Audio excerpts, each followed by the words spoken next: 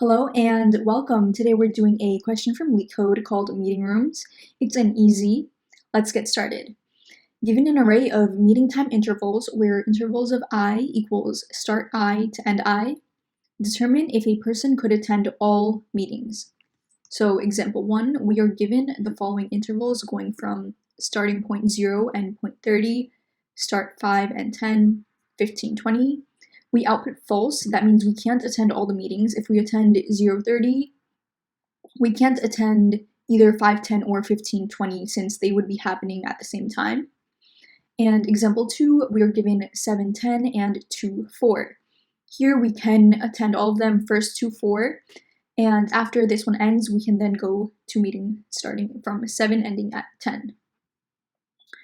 Okay, so for this problem, what do we need to think of, right? If we want to attend all the meetings, that means there needs to be no overlap whatsoever. After a meeting ends, only then can the other one start.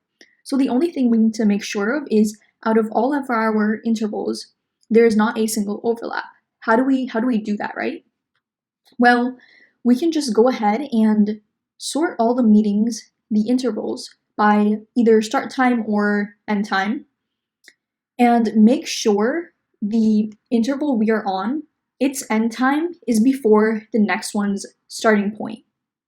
That will ensure there is no overlap whatsoever.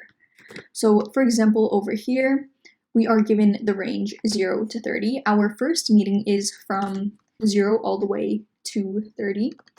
And these are, already sorted by start time. We have 0, 5, 15. The next meeting then has to start after our endpoint, which we can see does not. It's going from 5 all the way to 10, and we know there's an overlap.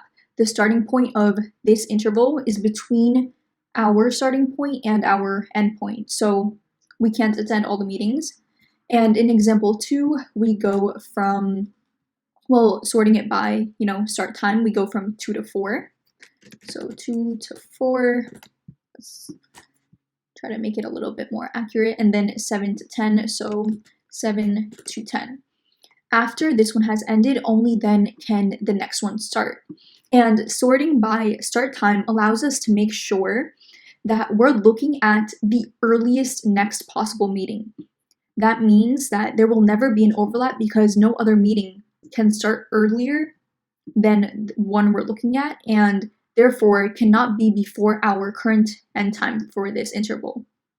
So 2, 4, we know 4 has ended. The next earliest meeting is at 7, and that is after our end, so we're good. And that's all that we're going to have to do. We're only going to have to sort all the intervals, so intervals.sort. And what this does is it sorts intervals in place in nlog_n time, and by default takes in the first index. So it's sorting by increasing start time. Now we just need to make sure if there are overlaps at all. And we see that we have a constraint that start is greater than equal to 0 and end is always less than equal to 10. So let's say our last endpoint is -1. Now, as we iterate through intervals, so for start and in intervals, we just need to make sure our start is less than the last end we've seen. So if last end is less than equal to our start, we're good to go, and we just update last end to be our current end. So last end equals end. If that is not true, that means there is overlap and we return false.